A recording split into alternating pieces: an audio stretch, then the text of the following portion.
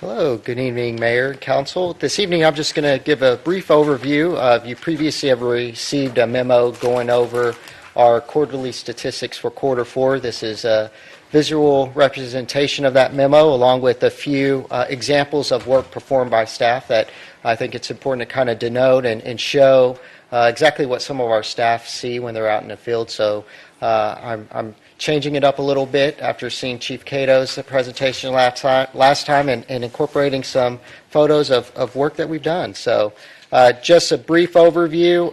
We'll also go over some trending and forecasting data.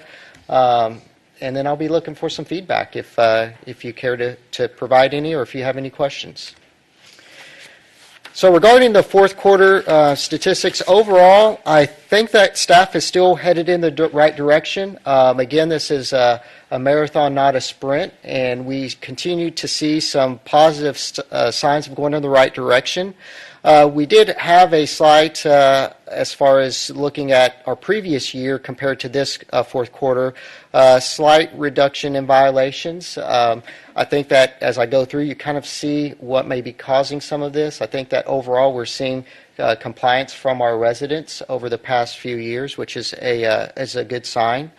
We did see a slight increase in complaints. I'll explain that here in a few, but I think weather has been on the either side of the extremes in this past year, so I think the numbers are going to show that.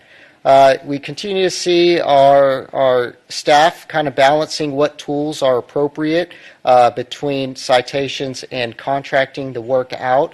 So we do see a slight increase as far as citations go for this quarter, as well as we see a slight decrease as far as those contracted. I think we're starting to gauge what tool is best used for certain situations. So again, the complaints, we did see an increase, but overall, I think we're doing good. As far as proactive violations identified, this breaks it down so you can see it by monthly as far as progress goes for July, August, and September. Again, I think that as the quarter progressed, the number of violations identified kind of started to catch up in some regards from previous years. The complaints, what I wanted to point out here is that the slight increase through August and September were attributed to the number of rain and precipitation days that we saw. That just led to a higher level of growth for vegetation, and our staff, we were playing catch up and we were working with residents in the same time because it's just felt like it rained every weekend in those 2 months. So normally when we would look for residents to resolve those issues, they just didn't have a chance to remedy those, and they had to get creative and look for opportunities during the week to take care of some of those issues. But as far as for the overall year-end date comparisons, complaints, we still saw a decrease as far as overall for the year. As well as we saw citation increase. This is actually 4 quarters straight that we saw an increase as far as citations go. So again, we saw that number held pretty steady throughout the year. Violations identified proactively, I think that we're starting to see some compliance. So I think that, again, the numbers are reflecting as far as what is actually occurring in our neighborhoods. Another indicator that we have been tracking that we've seen 4 consecutive quarters of reduction is our number of days to open and close a case. So as you can see there, we went from the first quarter where we were measuring this from 26 days on average down to the previous quarter that we just finished out to 18. So average, we saw 22 days to open and resolve cases. So this is exciting. We'll continue to ensure that we're measuring this. I'll meet with Mr. Kahili and look for this next fiscal year on setting a new benchmark or goal for us for the upcoming year, and we'll look to even improving upon what we've done this previous year. Methods of compliance, I think that you've heard me say this before. What we look for is voluntary compliance. We want to work with the residents. We want to ensure that we are providing every opportunity to have the residents or property owners resolve the issues. Not so much, now we will contract and write citations, obviously when we need to, but we do try to work with residents as much as possible. So this number is actually reflective of a continued, I think, over the past year, what we've seen, where we've had residents throughout the city. It's not just in certain parts of the city. We've seen voluntary compliance overall being 85 plus throughout the year as far as percentage goes. Contracting, about 10% of our code cases will contract, with about 4% that are receiving citations. As far as our citations for the fourth quarter, this kind of gives you just a bird's eye, 30,000-foot view of where we are at. One that we normally get asked is dismissed by a prosecutor. We're at 9% this previous quarter. Where we were at for the third quarter was around 14%. So that higher number I explained last quarter, where we had a staff turnover in a number of those cases, we had to dismiss. Well, we actually met with our prosecutors and looked at a way that when we have a transition of staff, how we can still keep those cases where they can be prosecuted. So this quarter, we saw an improved percentage. And meeting with them, we can expect anywhere between 5 and 10% on any given quarter. That would be the average or normal range. So in that 5 to 10%. So 9%, we're right in that number where we would anticipate we would be as far as working with the municipal courts on prosecuting those cases. And this is always a good one to show as far as where our staff spends a lot of the time as far as notice of violations sent. It's still, depending on the time of year, you always see these being fairly consistent. So high grass and weeds being our number one violation that we work, followed by trash, junk and debris, overhanging limbs, and then landscape and vegetation maintenance. The next couple of slides will show you some examples of cases where you can actually see our top two violations that we work. This property was on Scottsdale Drive. The violations identified here are as trash, junk, and debris, and nuisance premise. So this was actually turned in by our Animal Services Division. They were working an animal case at this property, and they said, hey, we need you to check out the backyard, that they saw an accumulation of trash, junk, and debris. So this is an example of two divisions working together. These, as you can see, they have a fence. Sometimes when our code officers are driving down the alley or in the front, we're not able to always observe what's going on behind that fence. So again, this is a good example of a team effort to address an issue that ultimately is a life safety issue potentially at this property. This is an example, again, of high grass and weeds in combination with property maintenance. We work with the property owner here. As you can see on the left hand, the before picture, there's just a accumulation of, looks like what was the previous fence. Looks like they were in the process of tearing something down, along with some barrels of, well, we don't know exactly what was in there, but we told them they had to move them.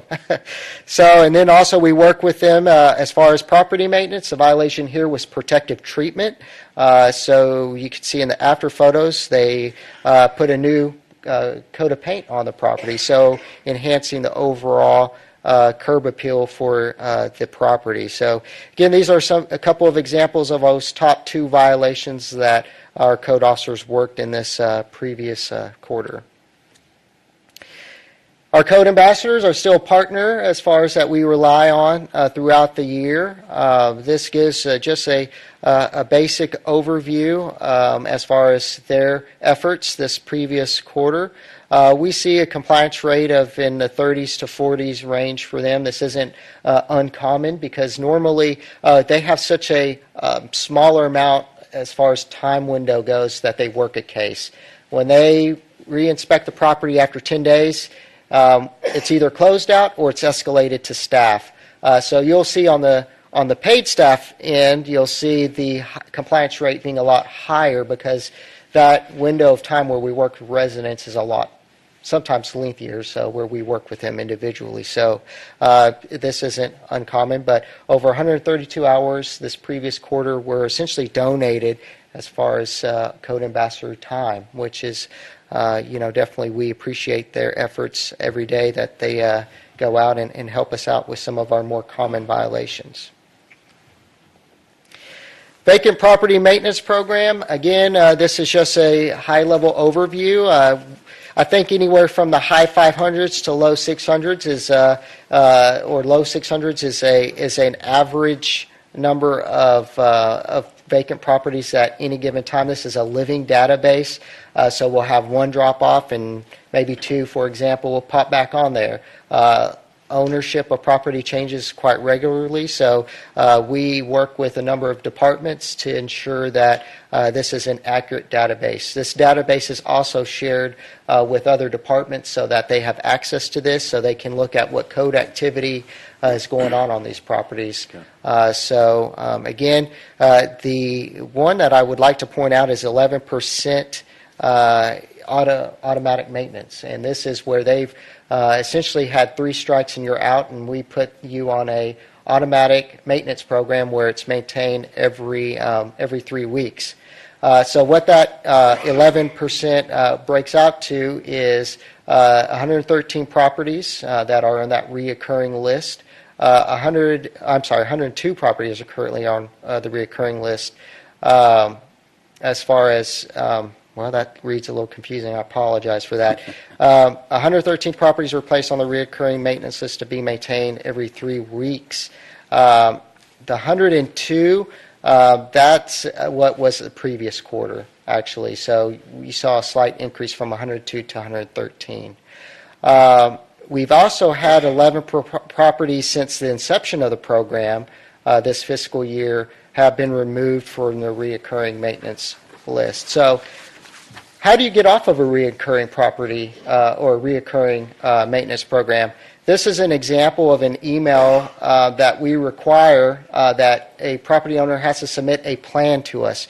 They have to provide exactly who's going to be maintaining it and to ensure that before we take it off that we don't want any more issues with this property. So this property that you see here is 2200 Lawson Road. This is an example of an area that we received a number of complaints actually from residents. And this is kind of in that Lawson Cartwright intersection that communicated that they weren't happy with things. And so from this point on, what we expect is that bottom picture, that's what we expect the property to look like moving forward from the property owner. This is another before-after example on Berry Road. The property owner received a notice of violation starting in August of 2018, and then it was contracted. You can see what we're looking for here. We want to be able to see if somebody's trying to see down Berry Road that there's some visibility as far as the drivers go. So again, this can come down to a safety issue that we're trying to prevent any type of accidents. This is an example of north side of Lawson Road. This is just south of the Pecan Creek neighborhood where we've worked with 3 different property owners to ensure that the north side of Lawson is clear for all vegetative material. So you can see the left-hand side how the vegetation just encroaches the street, and on the right how we require them to cut it all the way back so that there's a little bit of a path there as well on the right-of-way side of the road. So again, this is ongoing issues. This is a time of year where we actually work. Fall time is where vegetative materials, where we're going to be encouraging residents to trim back vegetation, especially off roadways such as on Lawson Road. That's just a quick summary of our fourth quarter code activity. Was there any questions or feedback that I can provide to council? All right, I see Mr. Councilman Miklos. Building Standards Board and structures that need to be torn down. Do you have any statistics on that, cases that are progressing forward in the Standards Board?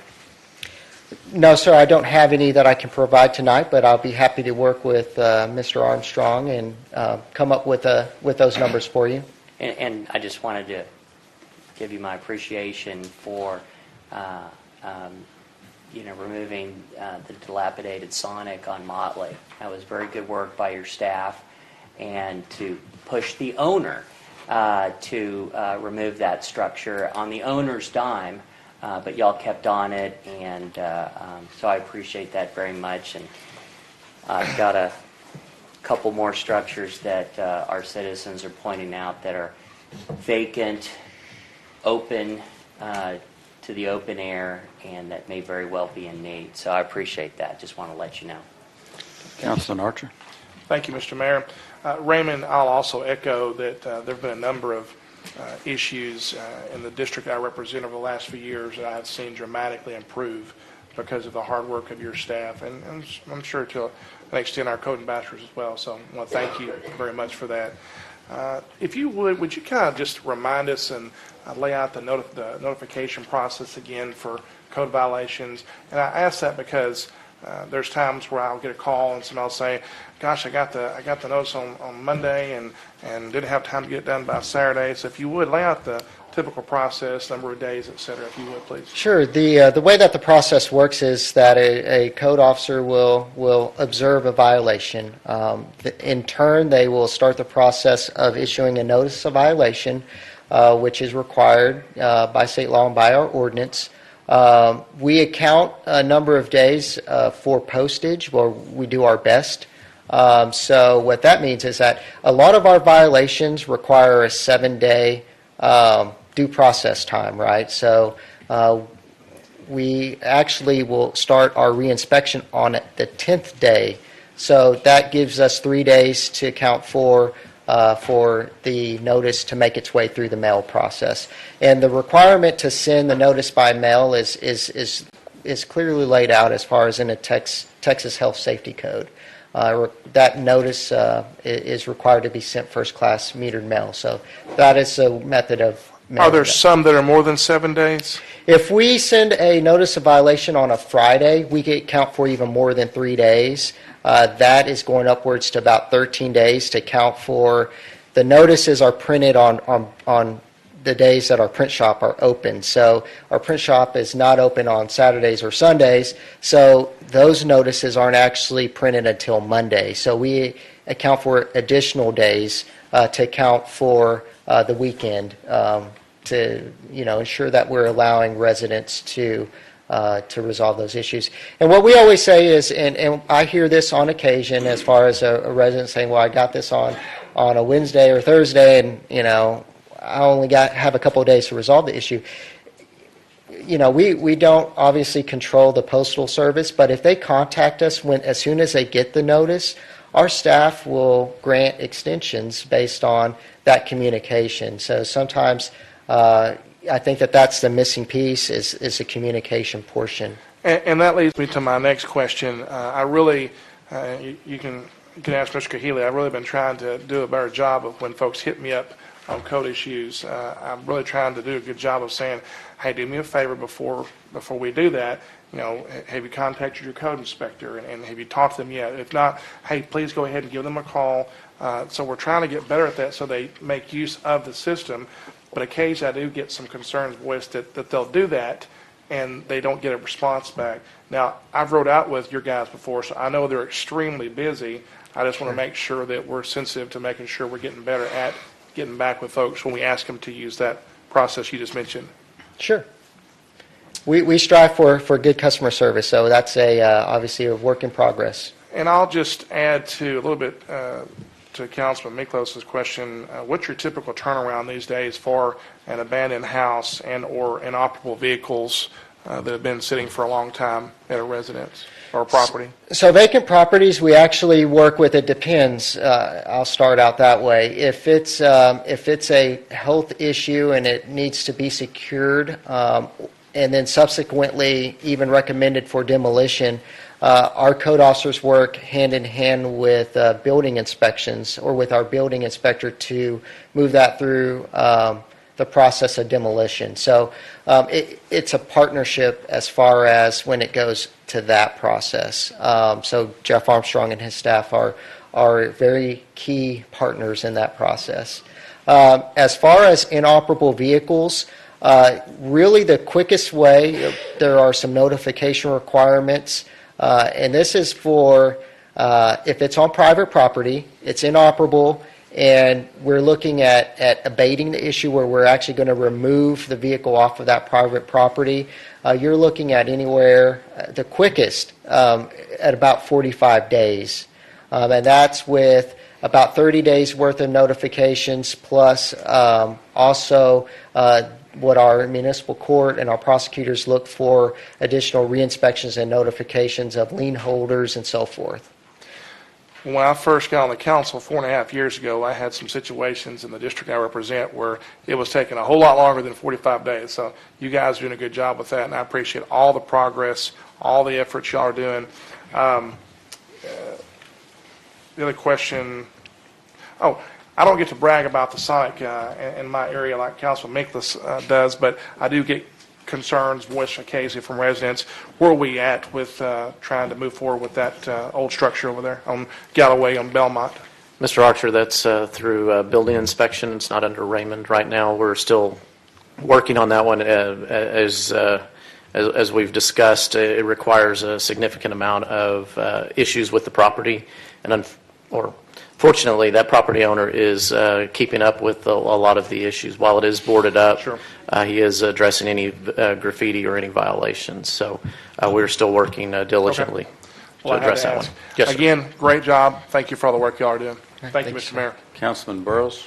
Yes, sir. I just want to let you know, I'm very encouraged to hear that your code enforcement officers are looking out, looking at the weather. Like I say, we had all that rain, and, most of our citizens work during the week, and weekends are the only time that they can take care of a lot of this stuff. So to give them a little extra time, knowing we have all that rain and stuff, I appreciate that. The other thing is, I was noticing the photo on Lawson Road.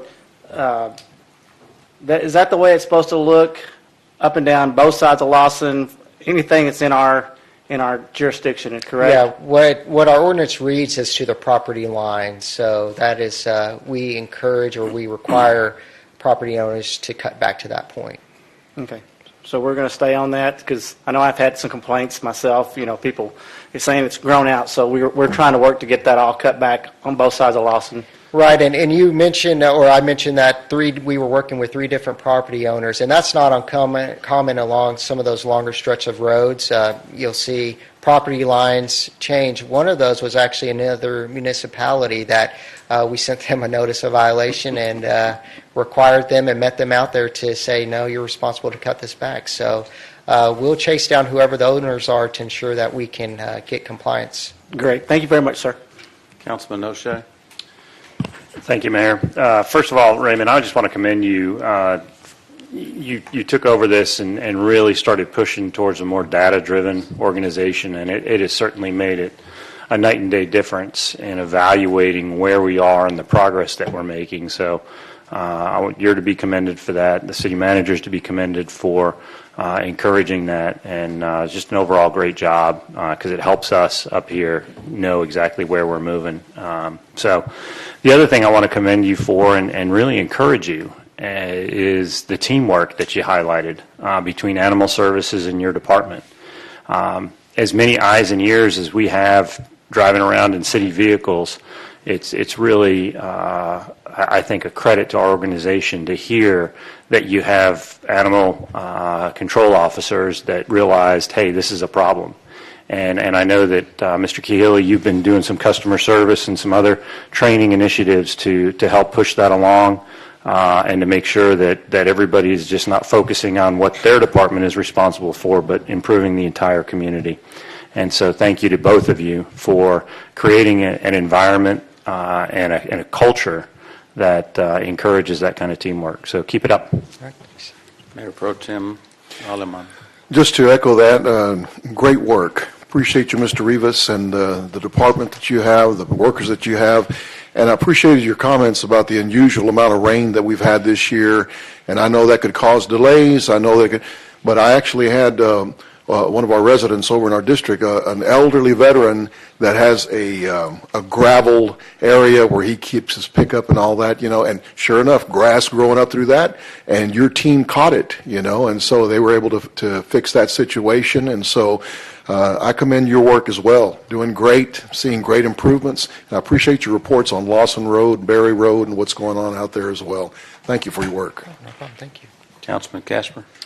Thanks, Mayor. We were sworn into our current position at the same time, and I think you would agree that when we first took these seats, this particular department was pretty rudderless. It needed a lot of leadership and it needed a lot of direction. And coming out of the Great Recession in a community that doesn't have a whole lot of HOAs, code compliance is really hard to do. And under your leadership, what we've seen is clearing the more common violations, getting better compliance, getting better education, getting more neighborhoods involved to do the code ambassador work so that we can do those hard cases like Scottsdale that you pointed out. Those are the ones that really take a long time. Sometimes you got to get warrants to get behind fences and do big inspection. There's rat infestation, and it's just a whole mess. And so I really appreciate your leadership doing the small stuff so that we can get it out of the way, so that we can really concentrate on some of these more difficult cases. Because I think in all of our neighborhoods, we probably know that one house that is just bringing down the street, bringing down the neighborhood. And those are the ones that we really need to roll up our sleeves and focus on, and you've been able to do that. So thank you.